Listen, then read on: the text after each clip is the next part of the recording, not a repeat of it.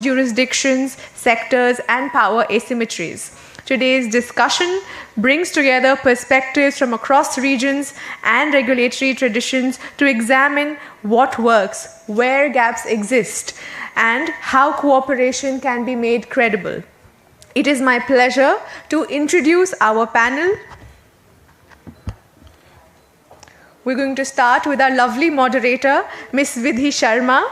She is a digital policy and international affairs professional. She's also the head of responsible AI at Future Shift Labs. Can we give her a round of applause?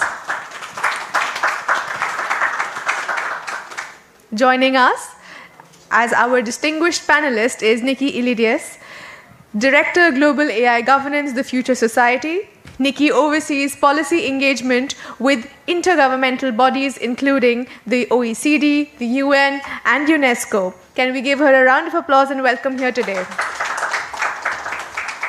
We have with us Pauline Charzak, who is the head of policy engagement, CESIA France. She leads efforts to advance responsible AI policy making and adoption. Welcome, Pauline. Furthermore, we are joined by Damar Huanyerta, co-founder Condisi and PitCat Democracy. Damar is a prominent voice in digital democracy, AI, media integrity, with a strong record of shaping national and international policy. Can we give him a big round of applause? We are also joined by Lipika Kapoor, who is the co-founder of Nabu Sciences, where she focuses on advancing AI transformation and helping organizations build human-centered AI capabilities. And with that, firstly, let's give her another round of applause. And with that, we'll start our session. Over to you, Vidhi. Thank you, Anayata, for that kind introduction. While you were speaking about a misty morning, I think I'm going to do something different today. We usually end sessions with gratitude and thank you. But I'm going to start with a gratitude note for all of you being here today. Thank you for being here for this important conversation, which is not about compute only, but about future of fair tech. And our presence today on day 3, early in the morning, gives us hope about it. I'll set a slight context and then we'll dive straight into questions with a wonderful panel that we have today. So a lot of conversations about responsible AI or fair tech still operate at the level of principles. We talk about fairness, safety, accountability as if they are just universal values that simply need agreement. But I feel the reality is slightly messier. These ideas are being translated into systems, standards, and incentives in real time, and outcomes are uneven. So today, with this powerful panel, we will focus on 2 main characters of this story. One is some shared principles and values, and second character is infrastructure and what happens when they meet. There are, 3 tensions globally that are present today, and today we are here to discuss that. The distribution of AI capability is unequal, and that shapes who gets to define what fairness or safety even mean. And accountability frameworks are emerging, but they remain fragmented, often reactive, and difficult to operationalize across borders. Third, trust, and trust is not abstract. It is experience at the point where AI meets, whether in welfare systems, loan approvals, media ecosystems, or enterprise tools. So rather than asking what fair tech should look like, I think we have established that enough in the last few years. This panel asks more practical questions. What is actually working? What is breaking down? And where are we still relying on assumptions instead of reality or evidence? So I want to begin with you, Pauline. We often assume that fairness and safety are technical challenges. But in practice, they seem to be shaped by markets, institutions, and infrastructure. So from where you sit, what is the biggest factor? What are the different factors today that determine whether AI systems end up being fair in practice or not?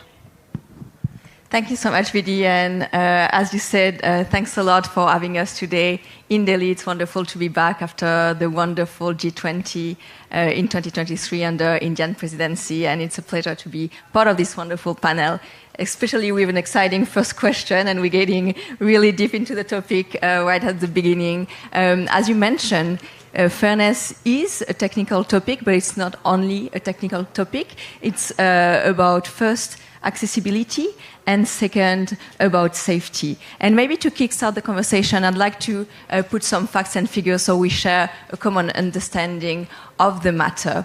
On accessibility, I think we can refer to the wonderful 2026 International AI Safety Report that was just launched a few days ago. And if you look at one of the graph and figures being highlighted in the report, you can see that accessibility to AI systems is not shared equally around the world. You will see that the countries who are building the technologies are the ones benefiting from the technologies, and this is not something we could call fair.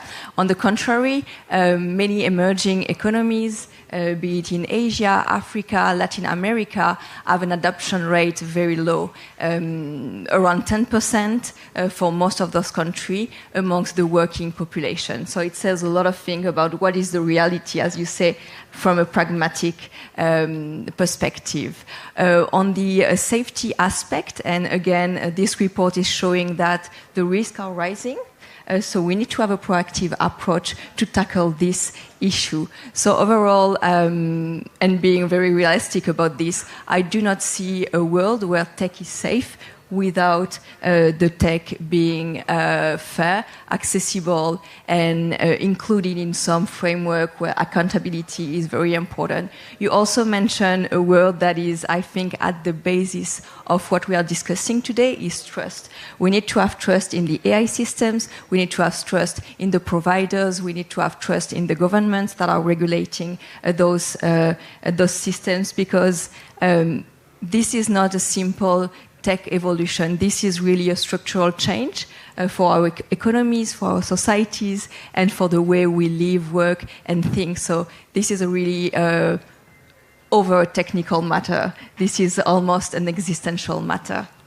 Absolutely. Thank you. And I'm going to come back to you on the proactive approach that you mentioned, but I'll jump to Lipika first on the matter of trust, as you mentioned. Lipika, last night I was reading your LinkedIn post, which said, what we are dealing with today is not a capability problem anymore. It is a trust problem. People don't hesitate to use AI because it's weak. They hesitate because they haven't built the judgment to know when to trust it and when not to. And you further went ahead and mentioned it's the same problem everywhere. So where do you think that trust actually breaks first in real world? Is it institution, developers, government, or us citizens or users have not yet developed the judgment muscle? Thanks so much, firstly, for having me here. It's a great pleasure to be sitting here with this panel. So I think, as you mentioned, trust, right? I think it does flow down through all the various levels, from whether it's when it's getting built at the developer level, and when your skilled talent are trying to deploy it. And versus, the last level where citizens are actually trying to use it. I would say on judgment, essentially the problem becomes that you are engaging with the AI. The question becomes, how are you really learning AI, right? And from what we have observed, we have done like a bunch of workshops with different groups of people, including executives, governments, students. And what we have found that people actually learn AI in 4 stages. Stage 1 is where you're using AI as an advanced Google search. You ask questions, you get answers. And then as you do that, you move to stage 2. And now you are actually using AI to create outputs. You are using it to summarize your emails, create some pictures, videos, and whatnot. And I think this is the space where you're like, do I actually trust this summary? Like, if I'm actually asked, to summarize a financial model, like, are the numbers accurate? Do I trust the analysis and insights aren't any made-up numbers, and I personally have experienced that.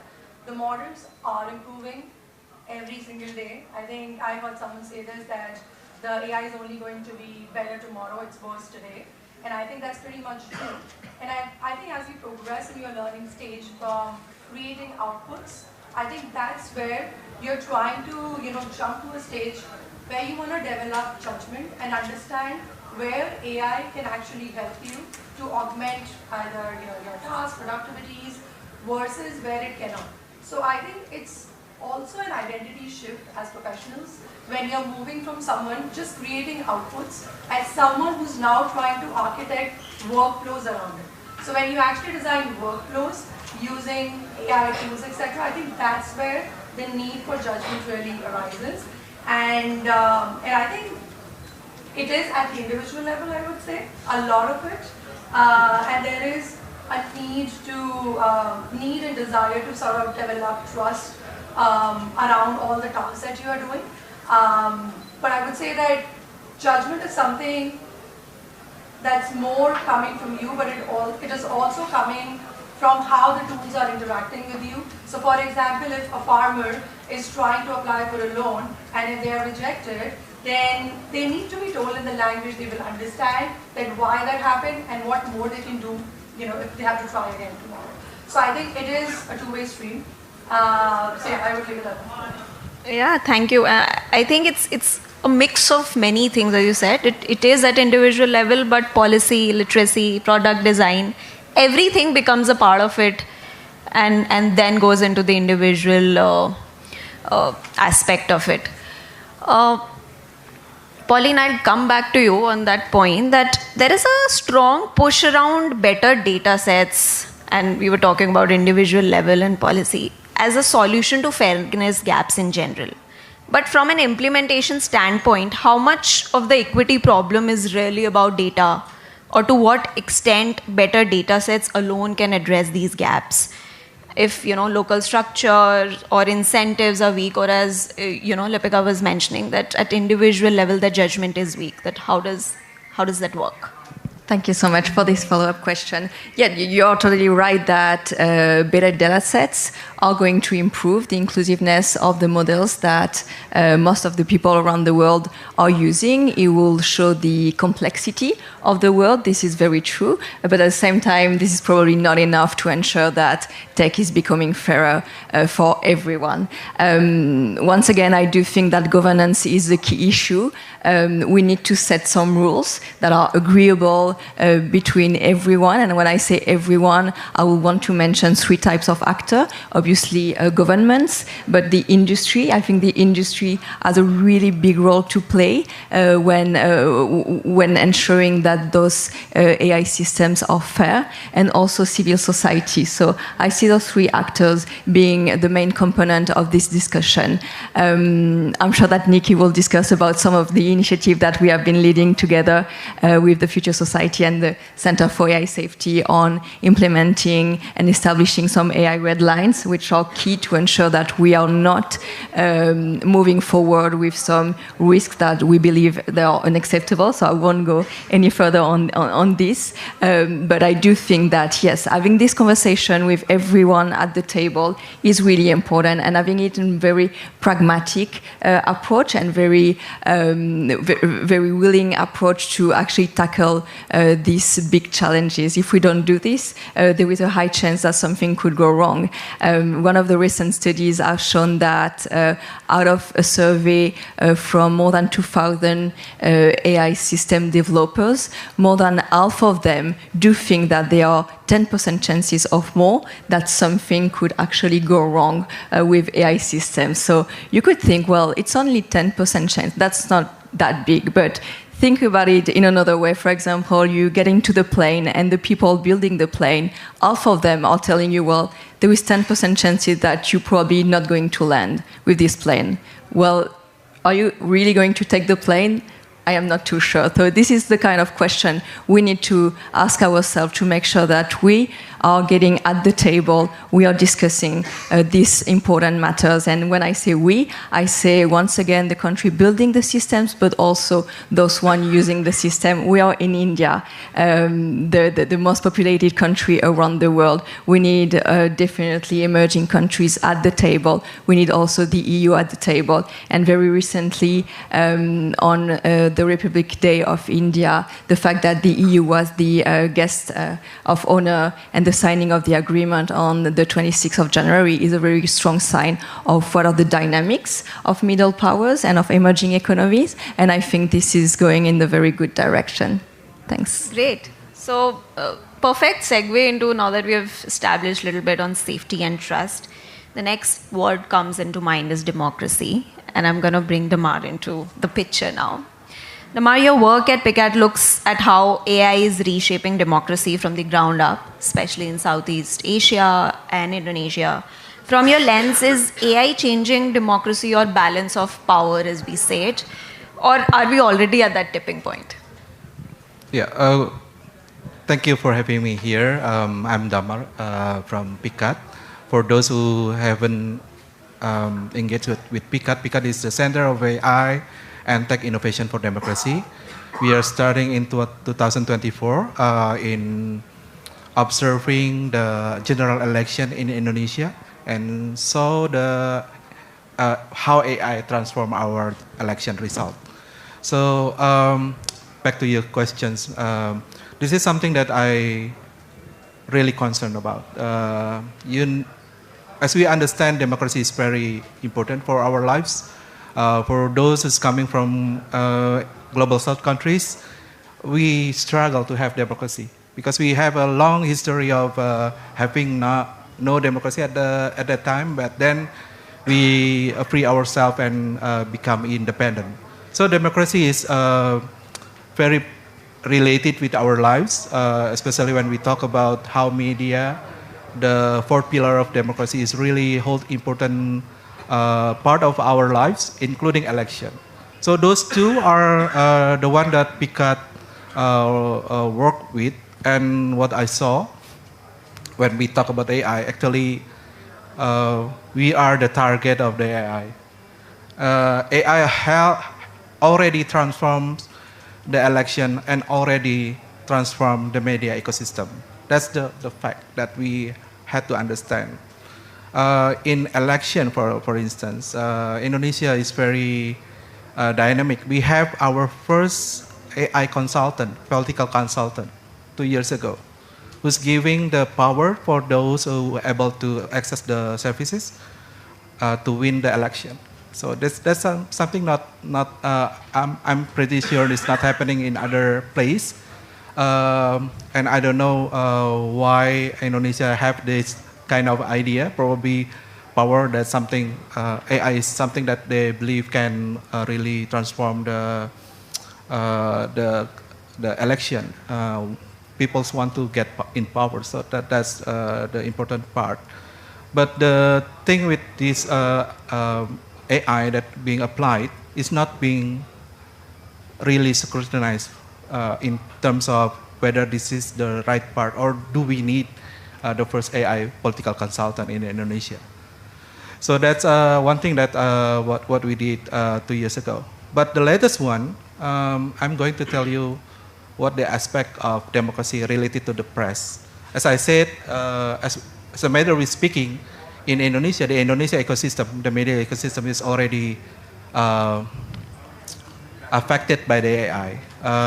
No longer economic power in our media, because AI now provide all the information with the AI summary, with the LLM that provided information for the readers.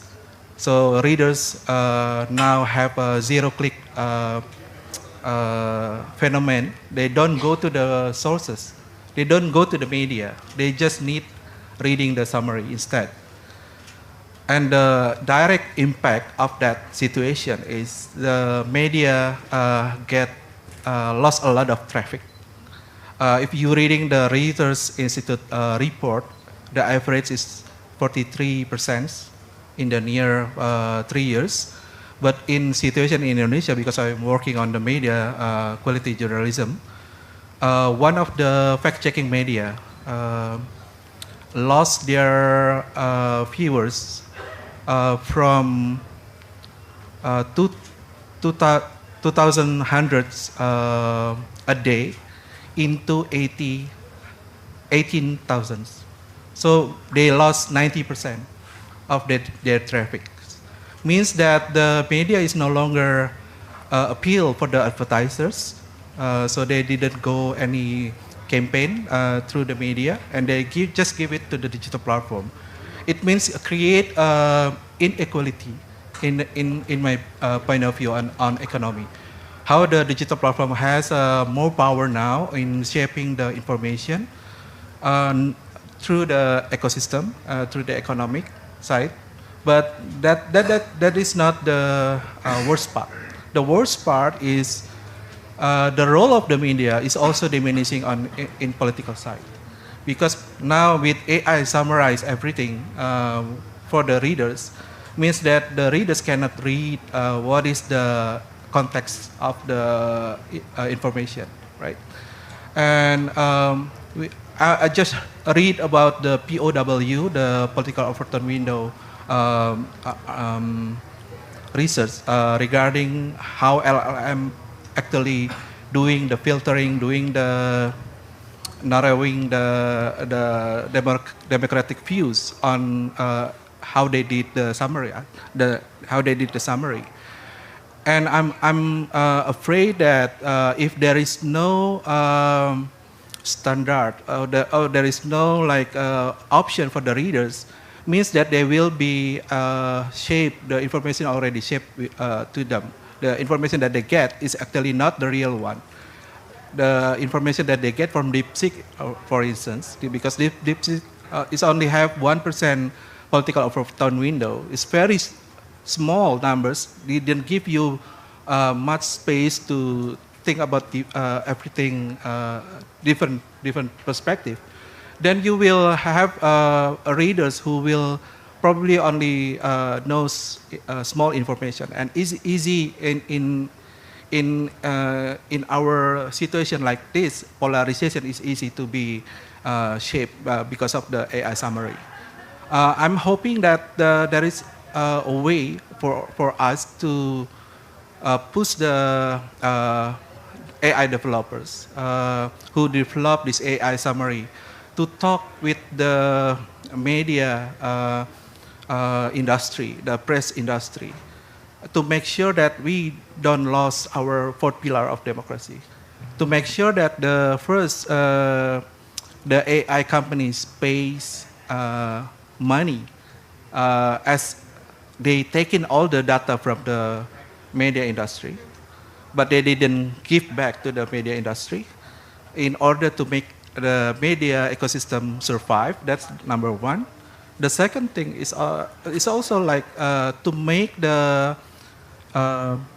AI developers give option for the readers and at least more bigger room for them to have debates because the AI summary should be more than just 1%, at least like, I don't know, like 35% probably. That will be something that I think ideal.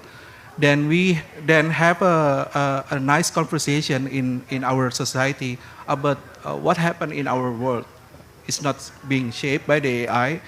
Then we have a healthy democratic situation where people can debate as always and not define everything by the AI. So that's two things that I think my observation on talking about democracy during this AI era.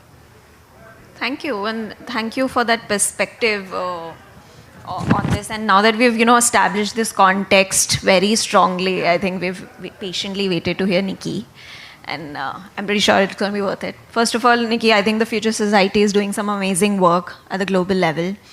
And from where you sit at the center stage in the US, having a view around the globe and track of global regulations, in your view, when does fragmentation become harmful or starts affecting fairness and safety?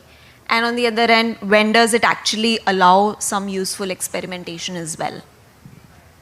First, hi everyone. Thank you for joining us here today and thank you for the invitation. I think your question really hits the nail on the head. We were part of a roundtable conversation yesterday. Can you hear me better now? Okay. I was saying that the question really hits the nail on the head. There was a roundtable that I was part of yesterday, and we were talking, we didn't call it fragmentation, but we were calling it the coordination challenge. And I really think AI governance, and a lot of people call it the AI governance crisis that we're now experiencing, but that can be described as a coordination challenge. Coordination across countries, coordination across institutions, you name it. And the truth is, you mentioned this, right? We have a lot of principles already established, and there are governments that are working to develop rules for how these systems are actually developed and how they're deployed. But these rules are being established separately. They're not being done in a coordinated manner. And the truth is, we talked about this, AI is such a complex and such a global supply chain that it's hard to think about it through such a siloed approach, right? I always say this, you may have heard me before, but a system can really be developed in country A. It can be based on critical resources from country B, C, D. It can be trained in country E, and I'm forgetting my alphabet, so I might have skipped a letter, but then it can be modified in country X, Y, Z, whatever it is down the line. What I'm trying to say is that this is already an interconnected system. So just a national approach to solving them is not going to be effective. It's not going to work down the line. And we've heard a lot in the past year talk around sovereignty, and I think sovereignty is very important, right? But we should also confront the reality that for a lot of countries, the truth is if you don't look at alliances, if you don't look at blocks, there's no capacity at the moment right now to develop your own AI systems and really to be sovereign over them. And I think a lot of countries are accepting that reality and forming, hence, even soft alliances, in some cases more formal ones through multilateral fora, like the BRICS, for example. I guess I want to add with also putting a plug, since Pauline mentioned it. I think from different conversations, we're seeing two very specific opportunities for international coordination. The first one is around AI red lines. When we say AI red lines, I think for a lot of people that seems to be kind of a concept that seems extreme or novel, but in many ways AI red lines, even if they're not called that, do exist. So these are very clear limits on how we don't want AI to be developed or deployed. Just to give some examples, this might be AI-enabled cyber attacks on critical infrastructure, or they might be manipulative systems that are harming individuals, especially vulnerable groups of our society like children, right? So we want to come together as an international community, really understand what is the lowest common denominator, what are the risks that we're not okay for our humanity, for our planet to experience, and to come up with risk thresholds to understand if we're reaching these red lines and to be able to stop them. The next step would, of course, also be to create the oversight mechanisms, the enforcement tools, the verification tools in order to actually make this an operationalized system.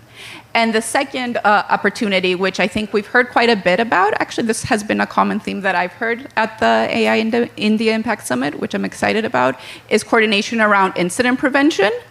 A lot of people talk about AI harm like it's something in the future, but we have a strong evidence base. It's AI incidents that are actually manifesting all around us. And I don't know why I'm saying this smiling. It's really sad. There's a lot of people that are actually being harmed right now today. And I think we need to pay attention to do that.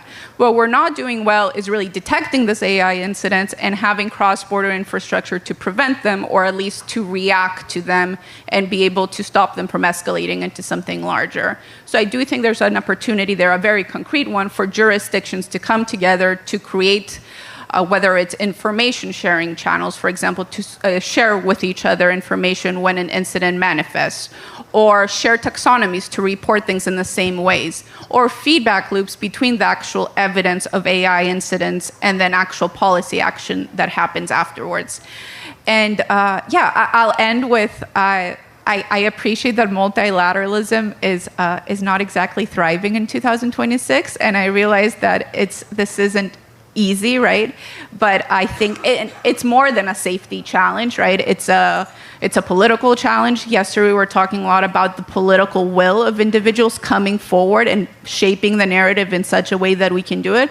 But as I mentioned earlier, I am hopeful. I think we are at a point where we can turn the pendulum back and make sure that we do start coordinating better together and hopefully break this fragmentation gap. Thank you. And I'm going to ask you to zoom in slightly on this perspective. A lot of countries in Global South, including India, are navigating through this, trade, development, and strategic alignment at the same time.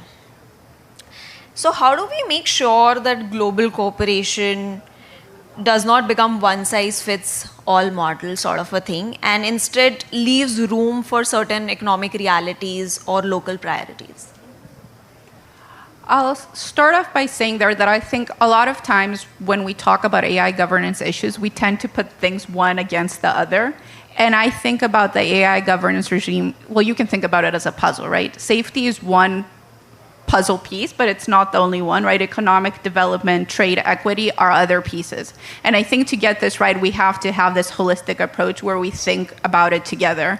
Something that we could probably do better at collectively, right, is to shape our narrative, for example, that it's not that you either have a governance approach that promotes economic development or you have one that promotes AI safety. It's not one or the other, right? You could actually do them both together. There's that famous, in regulation stifles innovation. I genuinely believe that's not true. We've seen it in history that that's not the case, especially if you're talking about long-term economic development, right? So that's one point. But to your question around a one-size-fits model, I agree. I don't think there is such a thing as a one-size-fits model. Again, we've seen it in other spaces. I think we need to differentiate the types of risks and harms we're talking about and the kind of solutions we're looking at. Some of the things could be looked at a very local and a national level, right? So what could work, I'm originally from Greece, what could work in Greece doesn't necessarily have to work here in India or in the United States when it comes to how we approach AI adoption in education, for example. That's one issue. But then there are some risks to what I was hinting at earlier that are truly cross-border and and socio-technical, I guess, on a global level. And that's where coordination, I think, is really needed. So for that, I would lean towards fora such as the ones that already exist, obviously the United Nations, OECD. We need to revisit these institutions, think if we need to create new ones, and see how we can really strengthen those then to promote, to what I was saying earlier, coordination. Absolutely, thank you. And I could probably relate a lot, I think, day before yesterday on day one at a very informal dinner. We were having this very passionate conversation about why is this a conversation about innovation versus regulation? Why is this a versus topic? It should be innovation with regulation. Regulation helps systems last longer and stronger rather than working against them. So yeah, thank you for bringing that up. I'm gonna bring Lipika in, and maybe Damar can add onto it later, that when we generally think about fair tech, and fairness seems today less about bias in models and more about who controls that information layer that goes in, and which then indirectly or directly connects to the topic of trust again, and safety and democracy. So I would like to know your thoughts about it, about that information layer. So I feel about the information layer, right? Like the way it gets, so in democracy, like the important thing is that people can trust information and they can use that information to make their choices and decisions. And I feel when people are in a situation where the information itself becomes either like questionable, and I think I'm going to bring in the perspective of judgment again, like how do I know that the information that's kind of being sent my way, one, it's set up in the right context that makes sense for me, and two, like it actually addresses my worries and my concerns about the issues that I wanted to address. So I feel like, and that last mile trust, I think, becomes pretty essential, and that's where I think when there is a gap in the judgment and people are trying to figure it out, I think it impacts the democratic regime also in that sense, because then when people don't have information that they can use, and so for example, I reached Delhi like a few days ago, and I met a few of my mother's friends, and they said, "Oh, what's happening in US?" And it's all about AI, but I don't think it means anything. So, and that just stuck with me. Why? Because this kind of like tells me that AI is happening in the world, but it's not for me. And I feel like that's the layer of trust, or rather like mistrust, that is already happening because it's not meeting people where they are. I mean, while there is the absolutely necessary investments happening on the infrastructure layer, which is absolutely necessary. But I think at the same time, it needs to tie in to, and we have the advantage, I think, as a country of like, you know, the people, like there is more than 500 million people in the informal sector. And the way that AI is currently being developed is a lot coming from the West. The foundational models are coming from the West. It's based on English as a primary language, and while we have, you know, the initiatives like the Bhashini, which is trying to incorporate multiple languages, but I think there is a need to fill in that gap, which can help bring the last mile onto the platform where people can also, you know, start where they feel like they are part of the process, and it's not that the process is kind of being brought to them. Yeah, thank you. So if we look at the supply chain mode, right, information should be AI, the supply is coming from the media, because the media collect all the information for us, right? And then AI apparently being part of the one who distribute the information to the society. But it was the ideal thing. The reality now, people, us, I mean, didn't get the information directly from the media. We've been, the AI become the intermediaries. The AI become the one who sort the information for you.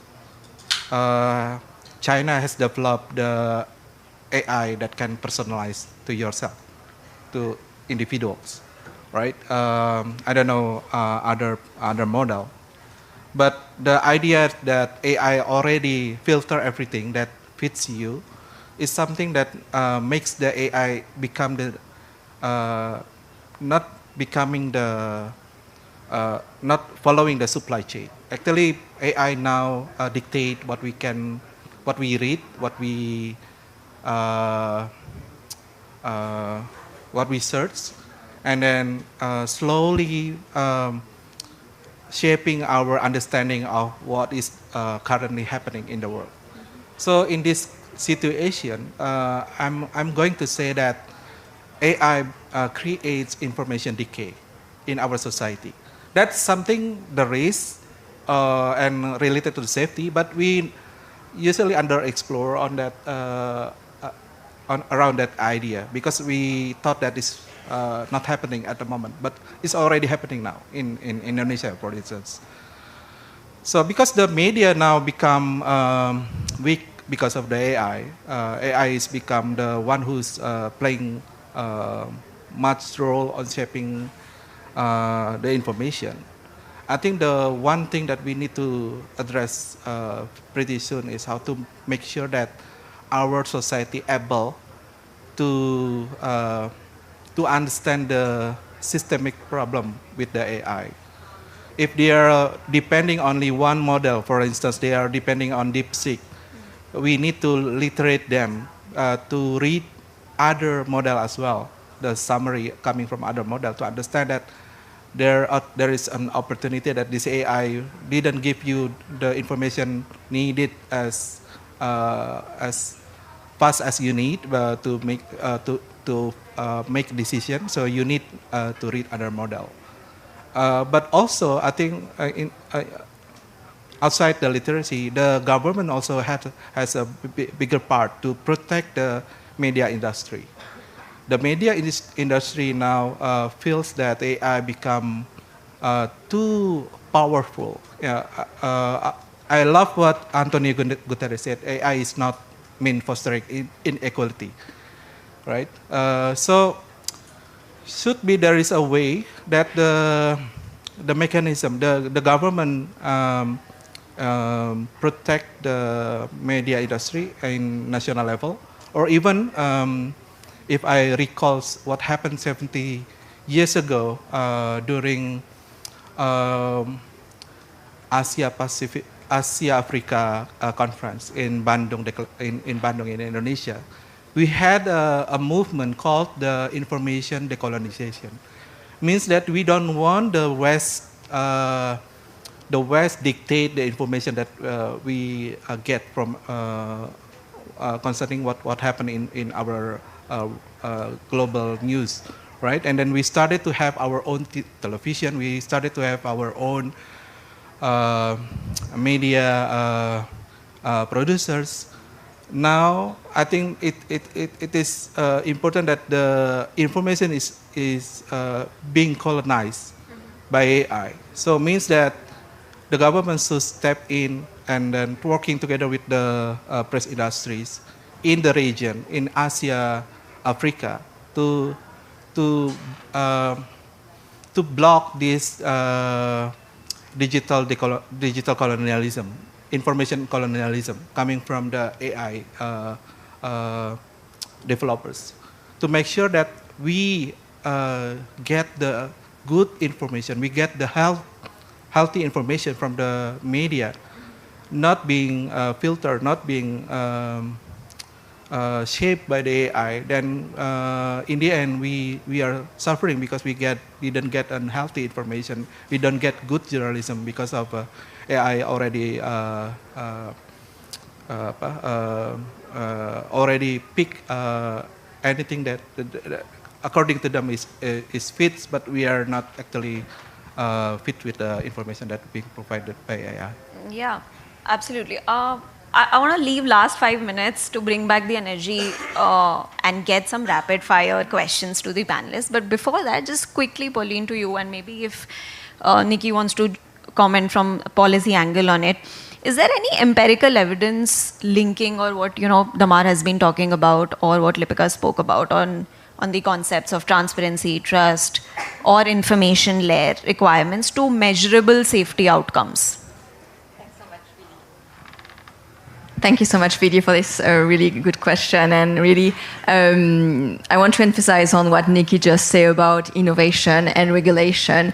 I think we cannot be trapped any longer into this innovation versus regulation dilemma. It actually goes hand in hand. And as you were asking, do we have any empirical statistics or evidence showing that when you regulate well a sector, then the sector can actually innovate? The answer is clearly yes. And we don't need to look very far in history to show this. So 2 examples. The first one is the aviation sector. It's a highly regulated sector. That being said, today, I think we see a high record number of people flying because they trust the system, we trust the plane. And if a plane is not compliant with the safety regulation, then the plane doesn't fly. This is as simple as that.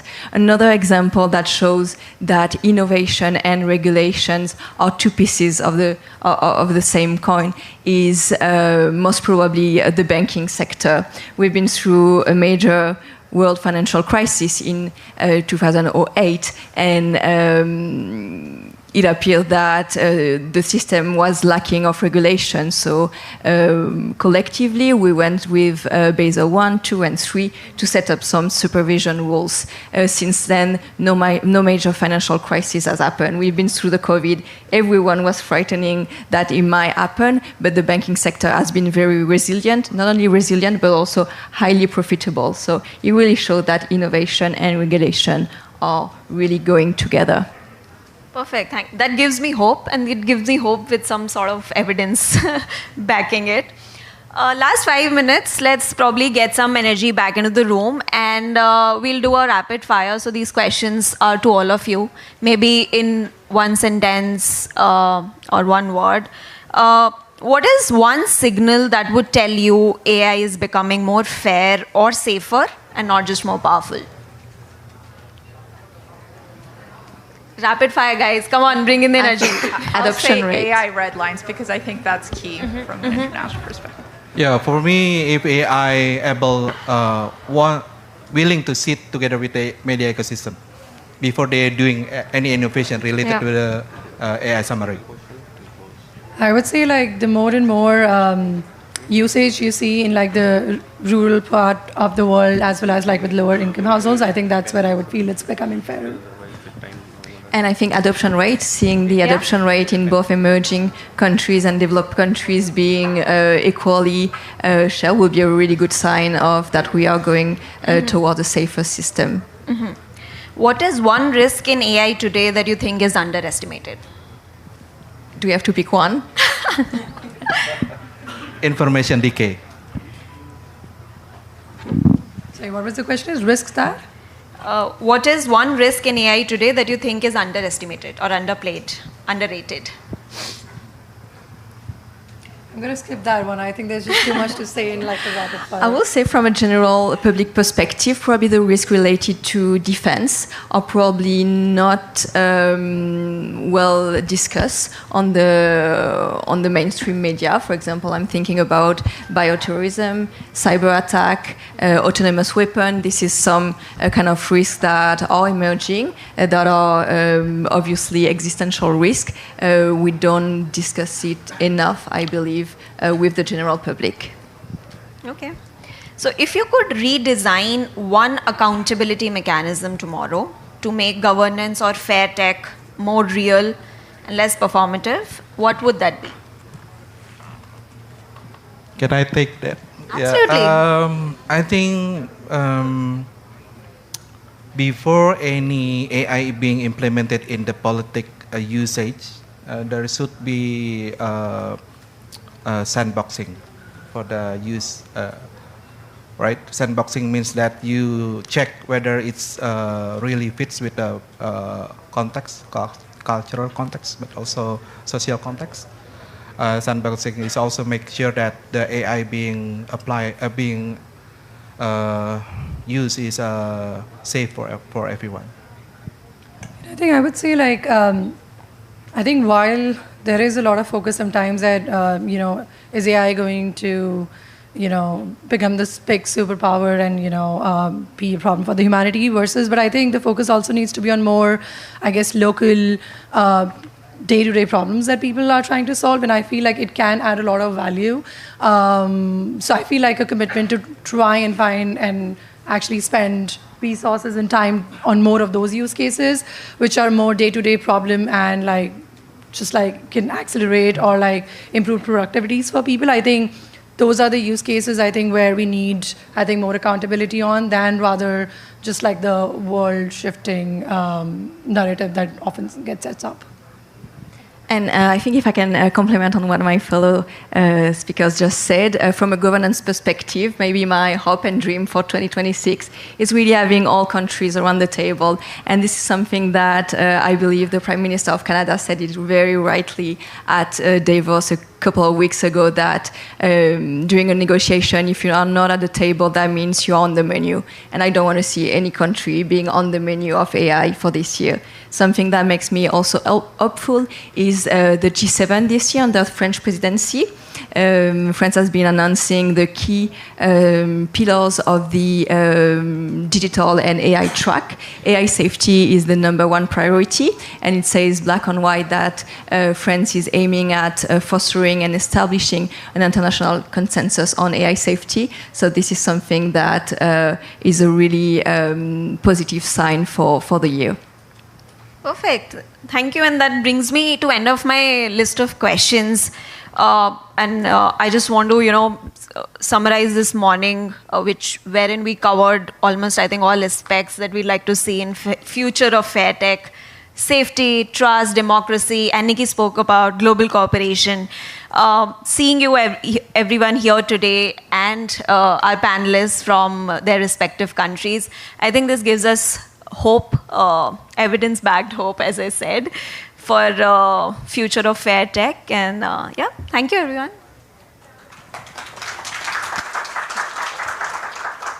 May I request Mr. Sagar Vishnoi to kindly felicitate our panelists? And thank you everybody for coming today. It's not a very easy weather out there. In addition to this, I see a lot of people had joined later. So Future Shift Labs has uploaded a YouTube live link on their LinkedIn page, which will help you navigate through the different conversations we had before you join. Thank you.